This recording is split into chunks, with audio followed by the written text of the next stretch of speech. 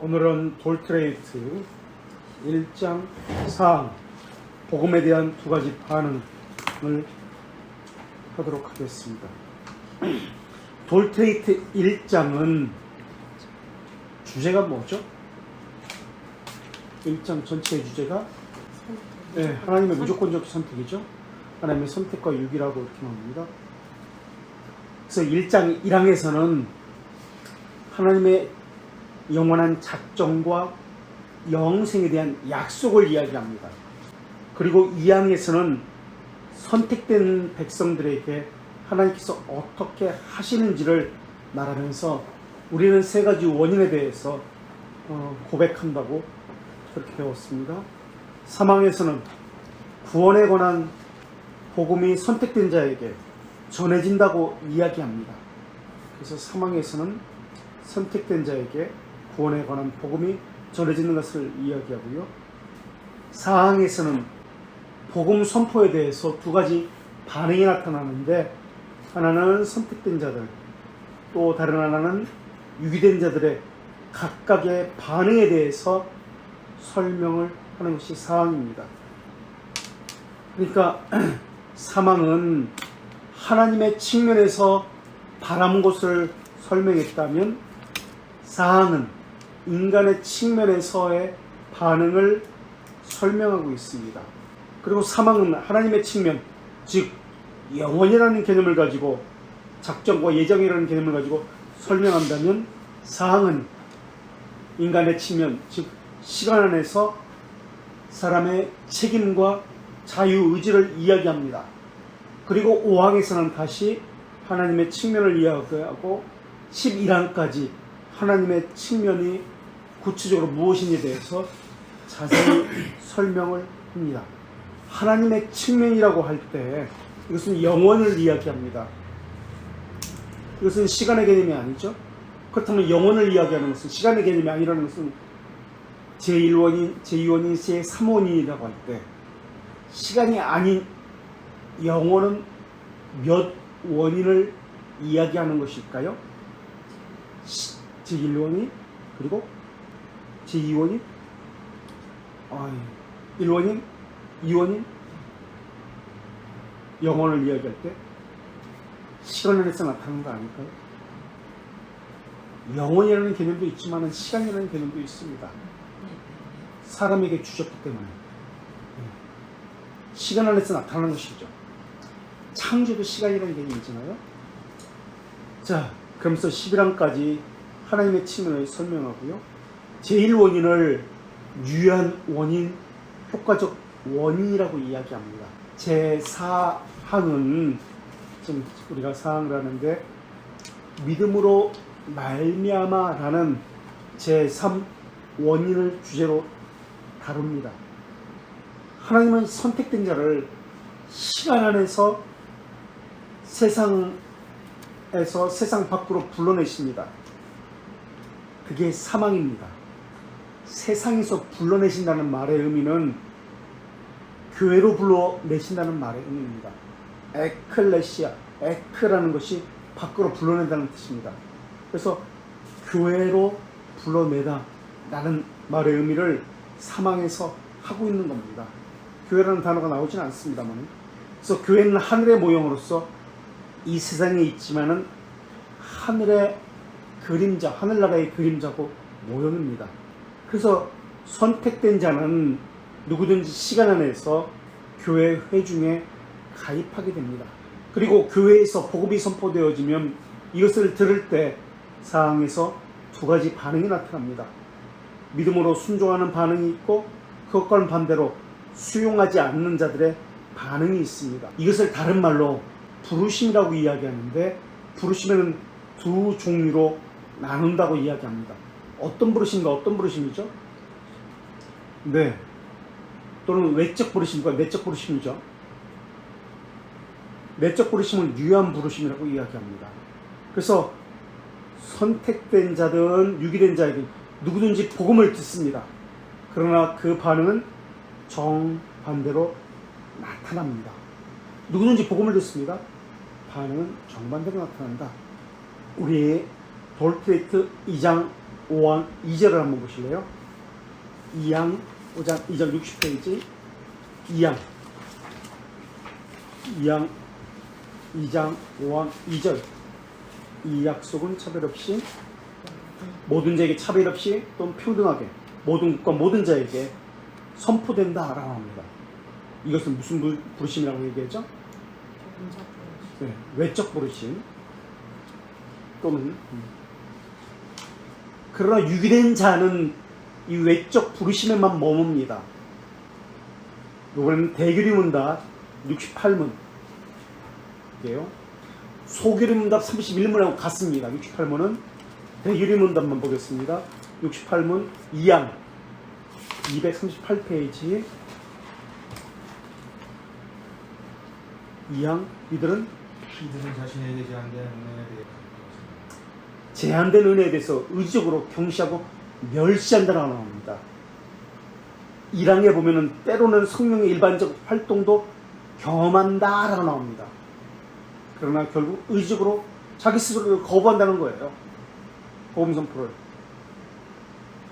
이번에는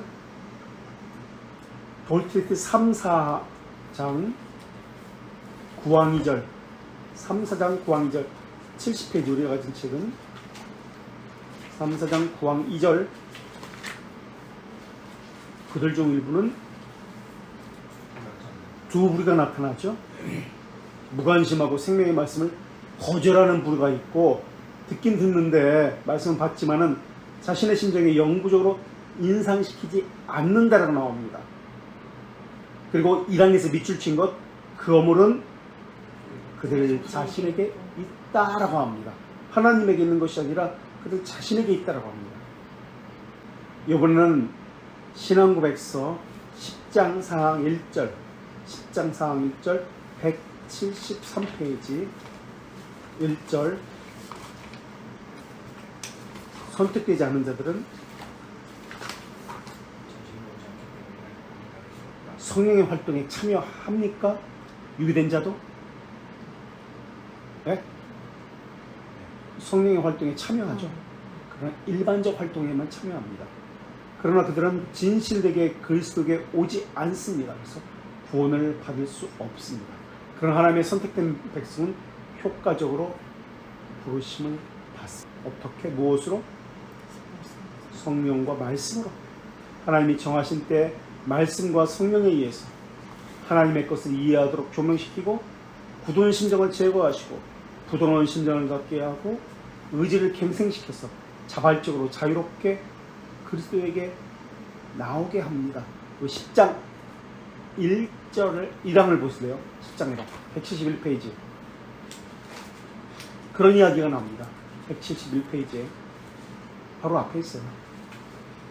이 효과적인 부르심을 받은 사람입니다. 말씀과 성령에 의해서. 그래서 고린도 후서 2장 16절에는 이 사람에게는 사망으로 쫓아 생명에 이르는 냄새가 있다라고 이야기합니다. 이렇게 복음 선포에는 양면성이 있습니다. 그래서 어떤 사람에게는 사망에 이르는 냄새가 있고 어떤 사람은 생명에 이르는 냄새가 있습니다. 이렇게 복음에는 양면성이 있습니다. 생명으로 인도되거나 사망으로 인도한다라는 거예요. 자, 우리가 다시 사항으로 돌아가서 1장 4항 하나님의 진노는이라고 시작합니다. 이 복음을 믿지 않는 자에게 머문다라고 합니다. 이때 진노는 사람의 감정이라는 개념으로 생각해서는 안 된다고 이야기했습니다. 그러면 하나님의 진노는 어떤 개념으로 이해해야 된다? 정의라는 개념으로 이해해야 합니다. 하나님의 심판이 내리는 상태를 이야기합니다. 다른 말로 말하면 하나님의 간과하심, 내버려 두심으로도 해석할 수 있습니다. 로마서 1장 24절 또 26절 28절에 동일합니다. 1장 24절 26절 28절에 보면은 어떤 단어들이 반복됩니다. 24절 26절 28절에 어떤 단어들이 반복되죠? 어떤 문장이? 이게 유기란 개념이에요. 내버려 두시고. 왜? 상실한 마음대로 내버려 두시는 거예요. 계속 반복돼요. 하나님이 그 사람이 원하는 대로 하고 싶은 대로 그냥 내버려 두신다는 거예요. 자기가 보기에는 생명의 길인 것처럼 보여요. 하지만 그것은 하나님 보시기에 사망의 길이다라는 거예요. 그래서 심판을 위해서 하고 싶은 대로 내버려 두시는 거예요. 돌티레트 이번에는 2장 4항 2절, 우리가 같이 지금 60페이지 한번 보겠습니다. 2장 4항 2절 60페이지. 또 그분의 죽으심이 그로 인해 우리가 만드신 예, 하나님의 진노를 그리스도가 죽으심으로 받았다라고 이야기합니다. 이번에는 대규리문답 152문 1항 보시겠습니다. 152문 1항 277페이지 152문 1항 모든 죄는 하나님의 손에 무엇을 받아야 합니까? 라고 질문하고 있습니다. 1항에서 가장 작은 것이라 하더라도 하나님의 주권, 선하심 및 거룩에 대항하고 그분의 공의로운 법에 대항하는 모든 죄는 이 생만 아니라 오는 세상에서도 그분의 진노와 저주를 받는 것이 이 생에서도 받고요. 또 네, 오는 세상에서도 진노와 저주를 받습니다라고 합니다. 그죠? 아무리 작은 것이라도 이양 그런데 그리스도의 보혈에 의해서만 속죄될 뿐이다. 그리스도에 의해서만 속죄되고요. 그래서 하나님의 진노는 항상 하나님의 저주와 함께 내립니다. 왜 하나님의 진노와 저주 아래에 있습니까? 우리 소개를 문도 한 번씩 하면 19문 1항 301페이지 301페이지 19문 1항 인간이 타락한 상태를 초래한 비참함이 무엇입니까? 라고 합니다. 타락으로 1항 타락으로 하나님과의 교제를 상실한 모든 인류는 그분의 진노와 저주 아래 있기에 왜 진노와 저주 아래 있습니까? 하나님의 타락으로 교제를 상실했기 때문에. 그리고 2항에서는 이 생에 모든 비참함, 죽음 자체, 그리고 영원토록 지옥의 고통에 이르기 쉽다. 네. 진노와 저주 아래 왜 있습니까? 타락으로 하나님의 교제에서 벗어났기 때문에, 상실했기 때문에. 그럼 어떤 저주를 받습니까? 이 생에도 저주를 받고 오는 세상에서도 저주를 받습니다. 죽음, 비참함, 영원한 지옥의 고통입니다. 그럼 하나님의 저주를 다른 말로 뭐라고 합니까? 우리 신앙고백에서 6장 6항 2절 한번 볼까요? 6항 6절 2절 6항 6절 아니지 6장 6항 2절 163페이지 6장 6항 2절 그것으로 죄인은 하나님의 진노와 율법의 저주를 받을 수밖에 없기에 영적, 일시적, 그리고 영원한 모든 비참함과 함께 죽을 수밖에 없게 되었다. 여기서는 어떤 저주라고 나오나요? 하나님의 저주를 받는다고 그랬어요. 하나님의 저주를 내리는 건가요? 율법의 저주. 율법의 저주라고 나옵니다. 율법의 저주.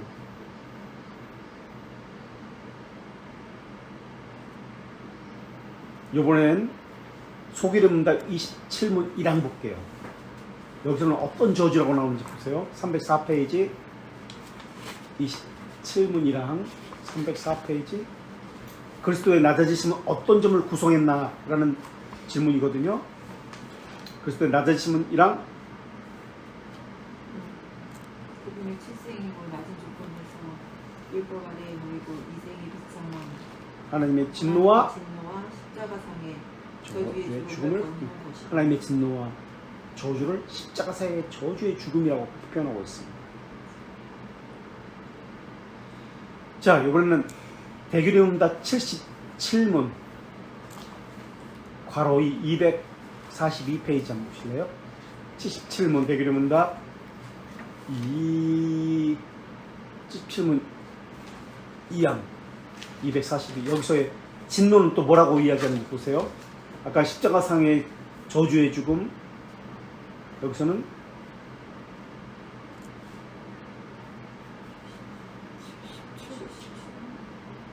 77문 괄호 2 다시 말하면 치유는 하나님의 복수는 진노에서 모든 하나님의 복수하는 진노라고 합니다. 하나님의 복수하는 진노. 우리 하나님의 진노, 하나님 복수하는 진노. 십자가 사형의 저주의 죽음, 율법의 저주. 같은 말이에요.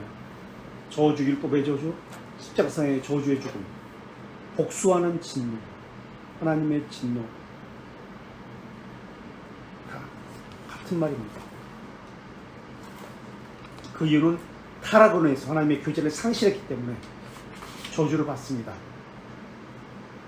자, 그렇다면 복수하는 진노를 누구에게 내리시고 어떤 형태로 내리시는가? 대규리문답은 83문 3항 보시겠습니다. 245페이지 대규리문답 83문 3항. 어떤 형태로 복수하는 진노를 내리시는가? 이거는 저기 있을 거예요. 사악한 자들에게 내립니다. 복수적 진노, 하나님의 복수적 진노, 양심의 공포, 심판에 대한 두려운 예감을 깨닫는 죽음을 견딜 고통의 시작이 있을 뿐이다. 이 땅에도 하나님의 복수적 진노가 있지만 죽음 위에 더 선명하게 나타납니다 라고 이야기합니다. 또 하나님의 진노를 하이델베르크에서는 뭐라고 표현하는지 한번 보세요.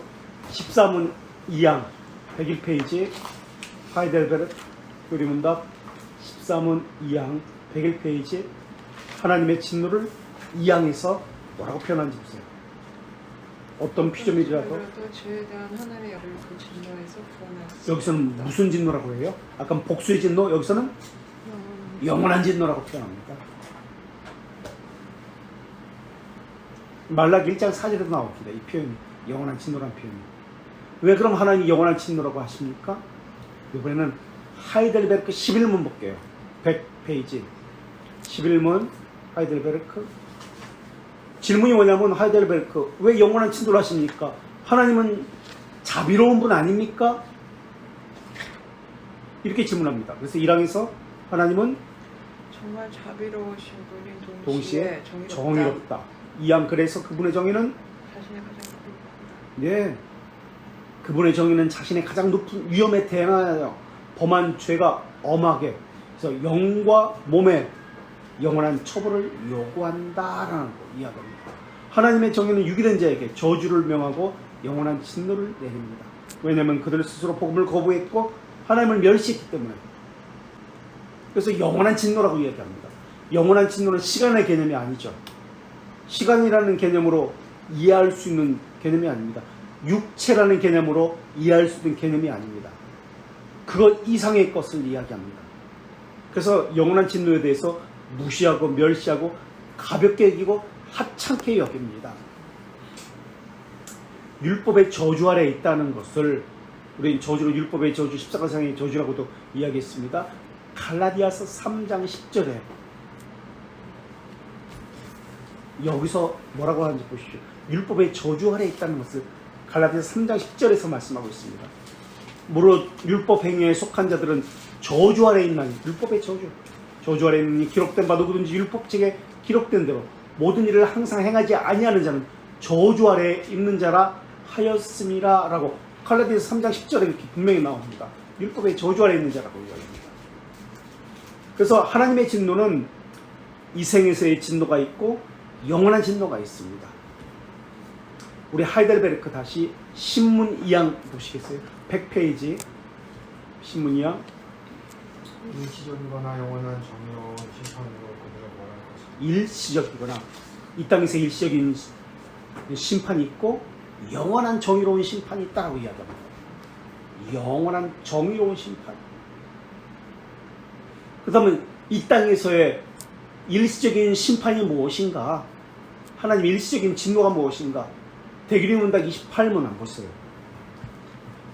내적인 것과 외적인 것이 있습니다. 225페이지 대규리문답 28문에 하나님께서 내리시는 일시적인 처벌이 무엇인가 나옵니다.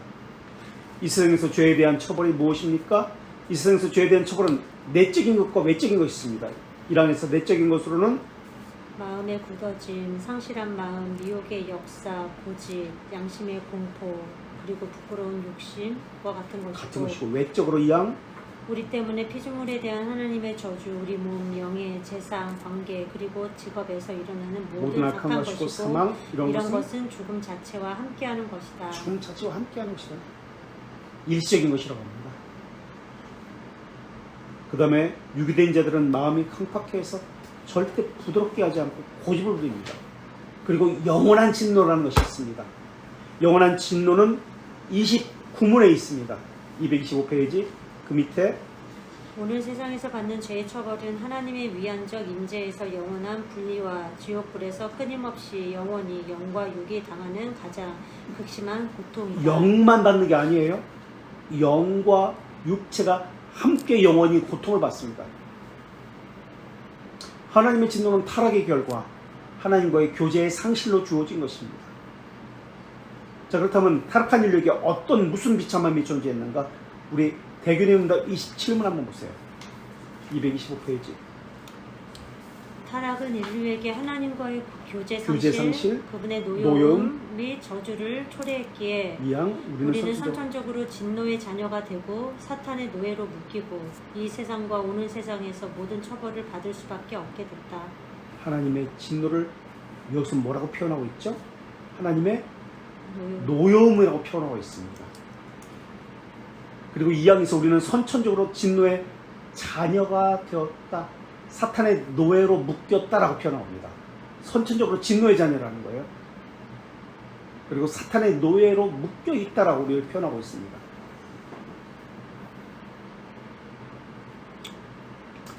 이번에는 82문 하이델베르크 1항 보세요. 129페이지 82문 1항. 고백과 삶으로 불신앙과 불경건을 선언하는 자도 이 성찬에 허용됩니까? 라고 묻습니다.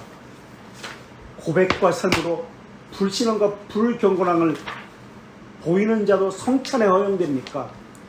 안 된다. 안 된다. 이것으로 하나님의 언약은 모독받고 그분의 진노는 전 회중에게 불붙게 되기에 보세요. 그 사람이 혼자 그러거든요. 그냥 고백과 삶으로 불신앙과 불경건은 그 사람만 그런데. 그런데 하나님의 진노는 전 회중에게, 전 교회에 불붙는다고 이야기합니다. 그 사람 한 사람 때문에 전 교회에 불붙는다.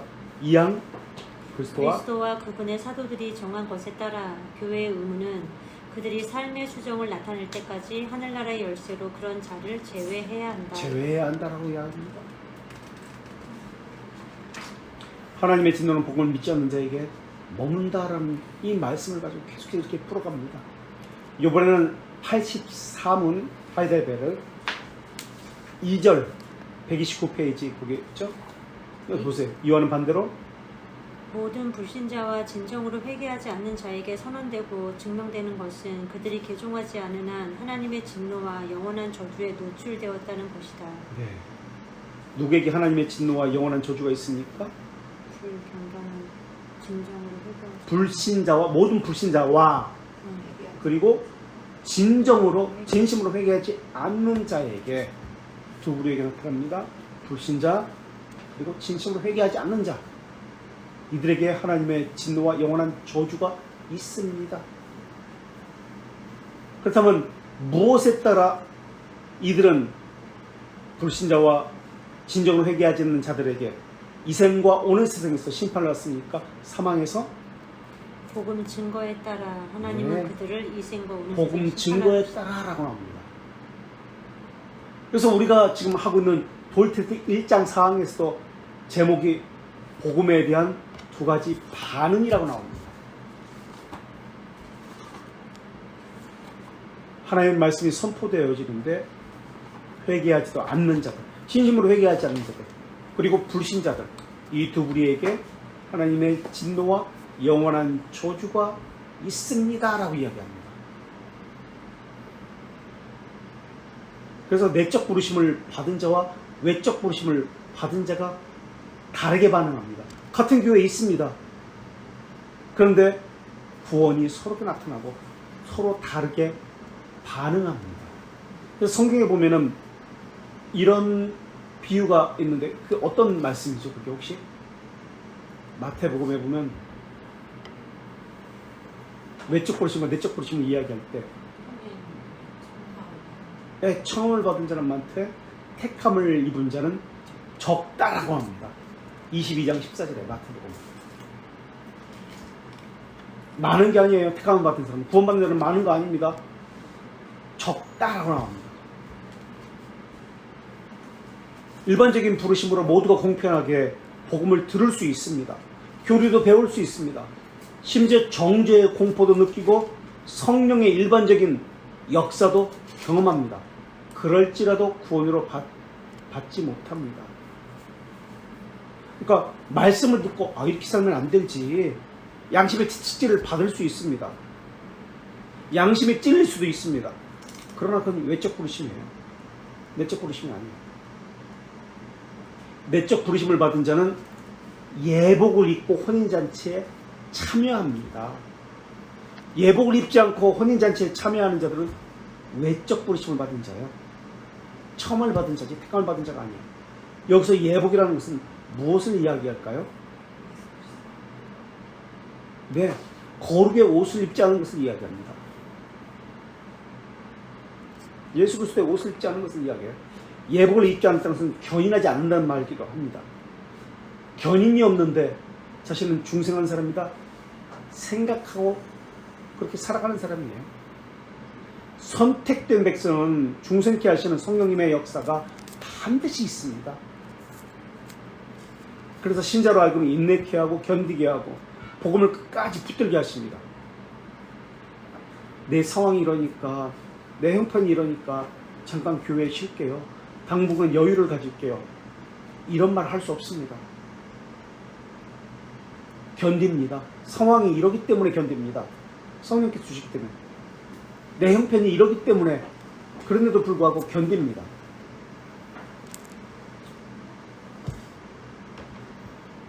하나님의 진노에는 어떤 단어가 함께 나오나요?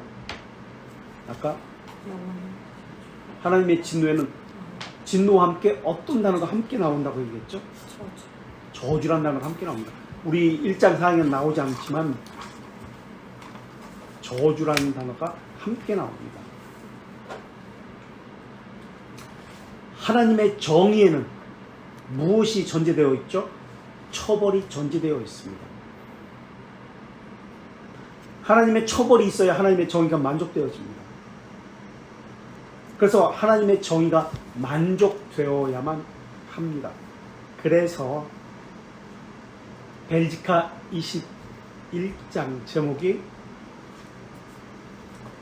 우리를 위한 대제사장이신, 유일한 대제사장이신 그리스도의 만족이라고 나옵니다. 그러면서 그리스도의 완전한 만족으로 하나님의 진노를 달랬다라고 표현합니다. 한번 보실래요? 21장 1랑 2절 18페이지. 그분의 완전한 만족입니다. 완전한 만족으로 하나님의 진노를 달램으로 선지자들이 미리 말했던 것처럼 우리의 죄들을 정결하게 하려고 자신의 부여를 부은 십자가상에 자신을 드림으로 그분이 아버지 앞에서 우리를 위해 자신을 바쳤다는 것이다.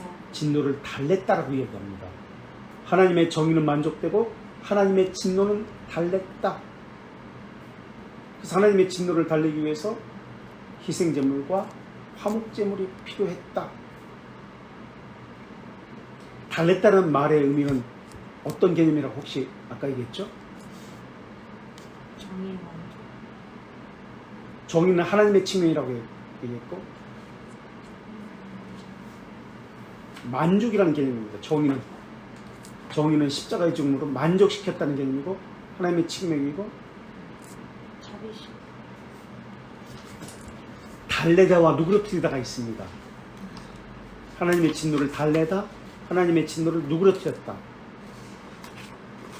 어떤 개념인가요? 달래다와 누그러뜨렸다. 하나님의 측면과 사람의 측면이라고 아까 얘기했는데 누그러뜨렸다와 달래다. 그래서 이것은 예수님 때문에 달랬다 또는 누그러뜨렸다가 아니라 이거는 화목이라 속죄라는 개념이다 라고 했는데 이게 뭐죠? 달랬다인가요? 누구를 틀렸다요? 네? 달랬다가 화목이라는 개념입니다.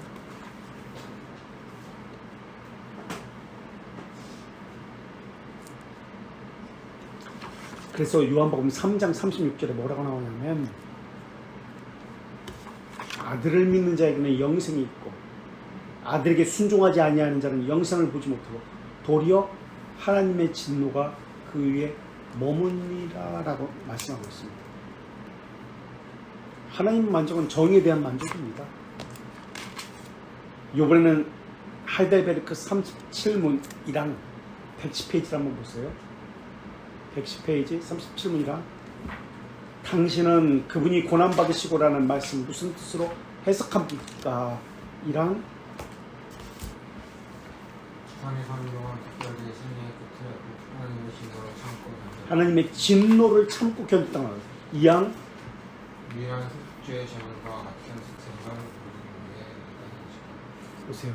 하나님의 진노를 달랬다, 참고 견뎠다. 하나님의 저주를 우리 몸과 영을 구속했다라고 나옵니다.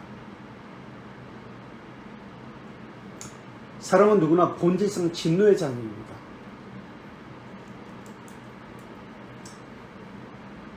이것이 에베소 2장 3절의 말씀입니다. 본질상 진노의 자녀다.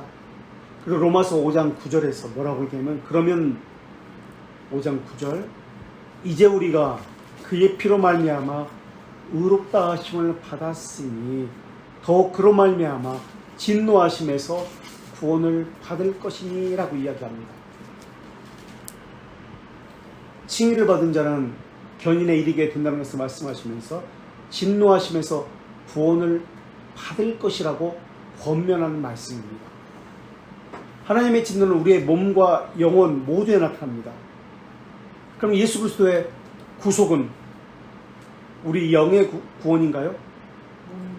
영과 몸의 구원을 함께 하신 겁니다. 그래서 하이델베르크 1문 한번 보시겠어요? 96페이지. 삶과 죽음에서 당신의 유일한 위로는 무엇입니까? 라고 할 때 1항에서 그것은 몸과 영을 가진 내가 몸과 영을 가진 내가 삶과 죽음에서 나 자신에게 속한 것이 아니라 나의 신실하신 구세주 예수 그리스도에게 속했다는 것이다. 그리고 2항 그분은 자신의 값비싼 보혈로 나의 모든 죄를 충분히 만족시켰다라고 합니다. 그리고 마귀의 모든 권세로부터 나를 구원했다. 만족시켰다는 말이 나와요. 자, 이게 만족시켰다고 할 때 무엇을 만족시켰다고 그래야 되죠? 하나님의 정의입니다. 아니면 사탄에게서 만족시켰다라고 한다면 사탄에게 우리가 사탄의 자녀였는데 사탄에게 제물로 예수님이 주었고 사탄을 만족시켜서 우리를 건져냈다 라고 한다면 속전을 주고 속전을 예수님이 십자가잖아요. 속전을 주고 사탄에게서 사왔다라고 하는 주장, 그런 얘기 들어보셨어요? 사탄에게서 우리를 사왔다, 속전을 주고. 이것을 사탄 속전설이라고 얘기합니다. 사탄 속전설. 누가 얘기했을까요? 초대교회? 초대교회 이것을 주장한 사탄에게서 사왔다는 거예요. 그죠? 사탄의 자녀였는데 예수님께서 사탄에게 속전을 지불하고 사탄에게 사왔다. 이 사탄 속전설이라고 합니다. 누가 얘기했을까요? 초대교회? 오리게네스예요. 오리게네스. 또 속죄 만족설이라는 것이 있습니다. 이것은 중세 시대 때 누가 얘기했을까요? 중세 시대는 이건 그래도 좀 온전한 겁니다. 중세하면 웬만하면 또 중세는 초대교회는 오리게네스, 중세에는 안셀무스. 하나님의 영광을 도둑질한 인간이 하나님의 형벌을 받아가지고 하나님을 만족해야 된다라고 이야기합니다. 안셀무스는 비교적입니다. 완전한 속죄 이론을 만들어낸 최초의 사람입니다. 근데 물론 몇 가지 문제는 있죠. 예수님의 사역 인간에게 어떻게 전달되었는지에 대한 말은 안셀무스의 주장에는 없습니다. 그냥 상거래하는 것처럼 보입니다. 예수님이 자기를 주고 사람을 구원했다. 상업적인 어떤 거래처럼 그렇게 주장한 것이 안셀무스의 이러한 속죄 만족설입니다. 그래서 속죄 만족설을 다른 말로 상거래설이라고도 이야기합니다. 또 도덕 가마설이라는 것이 있습니다. 도덕 가마설은 중세시대 때 아벨라르의 주장입니다. 이것은 어떤 주장이냐면 인간에게 가마를 주기 위해서 사랑으로서 감동을 받게 해서 사람 스스로 참여해서 하나님께 사랑에 감동받아서 나오게 한다는 그러한 주장입니다. 도덕 가마설. 이거 오늘날 많이 주장하는 내용입니다. 하나님의 사랑에 감동받아가지고 아이고 어쨌을까, 하나님이 세상을 이처럼 사랑하사 자기 아들을 주셨으니 아이고 어쨌을까, 감동받아서 하나님 앞에 사람이 나오게 된다. 도덕 가마설입니다. 아벨라르의 주장입니다. 또 모범설이 있습니다. 소치니우스의 주장입니다. 참된 모범자다. 예수 그리스도께서 사랑을 보여주신 참된 교사다. 우리도 예수 그리스도처럼 그분의 삶을 따라서 살아야 된다. 모범설입니다. 자유주의자들의 주장이죠. 그러나 예수 그리스도의 속죄는 대리적 속죄입니다. 하나님의 정의를 만족시키는 대리적 대속이라고도 이야기합니다. 대속, 대리적 속죄, 대속. 그래서 예수 그리스도의 순종과 죽으심이 하나님의 정의를 만족시켰을 것입니다. 우리 마지막으로 하이델베르크 40문 한번 보겠습니다. 111페이지 40문. 그리스도께서 왜 죽으시고 자신을 비천하게 했습니까? 라는 질문입니다. 그리스도께서 왜 죽으셨습니까? 40문 111. 그 이유는 하나님의 정의와 진리에 관하여 우리 죄들을 위한 만족이 성자 하나님의 주심 외에 다른 것이 없었기 때문입니다. 예. 그래서 하나님의 정의를 만족시키기 위해서 예수님께서 또 정의와 진리를 만족시키기 위해서 예수 그리스도의 죽으심에 다른 것이 없었기 때문에 십자가를 지신 것입니다. 라고 이야기합니다. 여기까지 하나님의 진노에 대해서는 이야기했습니다. 다음에 시간이 되면 나머지 것은